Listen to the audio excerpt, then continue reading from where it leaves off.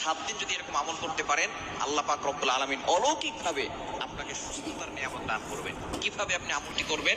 সূরা ইখলাস খুবই ফজিলতপূর্ণ একটি সূরা। পবিত্র কোরআনুল কারীমের 112 নম্বর সূরা হচ্ছে সূরাতুল ইখলাস।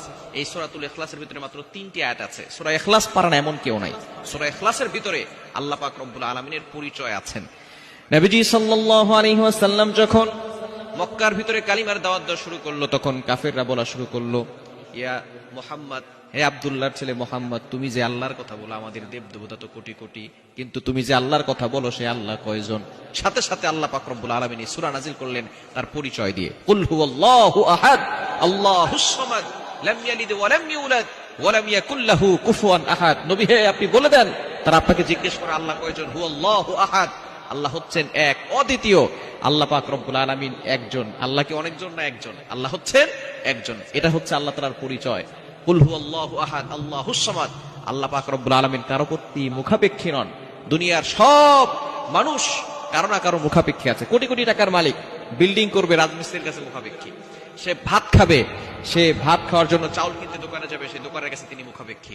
কিন্তু আল্লাহ পাক রব্বুল আলামিন কারো প্রতি মুখাপেক্ষী নন। আল্লাহুস সামাদ। আল্লাহ পাক রব্বুল আলামিন তার পরিচয় সূরার ভিতরে দিয়ে দিয়েছেন। এবং আল্লাহ পাক রব্বুল আলামিন কারো কাছ থেকে জন্ম নেন নাই, তিনি কাউকে জন্ম দেন নাই। আল্লাহ পাক রব্বুল আলামিনের পুরো পরিচয়টা সূরা ইখলাসের ভিতরে রয়েছে। একজন সাহাবী সূরা ইখলাসকে মহব্বত করে ভালোবেসে নামাজে পড়তেন। নবীজি সাল্লাল্লাহু আলাইহি ওয়াসাল্লাম তার ব্যাপারে সুসংবাদ দিয়েছেন যে এই সূরা ইখলাস তাকে জান্নাত পর্যন্ত পৌঁছে দেবে। এটা এমন একটি সূরা, যদিও ছোট্ট সূরা, কিন্তু এই সূরা যে ব্যক্তি একবার পড়বে, পবিত্র কোরআনুল কারীমের 10 পারা কোরআন পড়লে যে সওয়াব হয়, সেই সওয়াব তার আমলনামায় চলে যাবে। যদি কেউ 3 বার পড়ে, কোরআন শরীফ খতম করলে যে সওয়াব হয়, 30 পারা কোরআন শরীফ খতম করার সওয়াব তার আমলনামায় আল্লাহ দিয়ে দেন। যদি কেউ 10 বার পড়ে, জান্নাতে আল্লাহ তার একটা প্রাসাদ নির্মাণ করে দেন।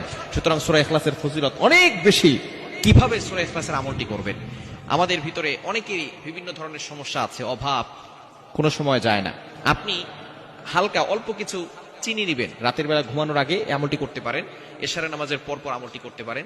কিছু চিনি নিবেন, যতটুকু খেলে আপনার জন্য উপকার হবে। অনেকের চিনি খেলে, মিষ্টি খেলে সমস্যা হয়। কিছু চিনি, অল্প কিছু চিনি নেওয়ার পরে আপনি প্রথমে 3 বার দুরূদ শরীফ পড়বেন, এরপরে আউযুবিল্লাহ বিসমিল্লাহ সহকারে সূরা ইখলাস 41 বার পড়বেন, এরপরে আবারও 3 বার দুরূদ শরীফ পড়ে আপনি চিনিতে ফু দিবেন।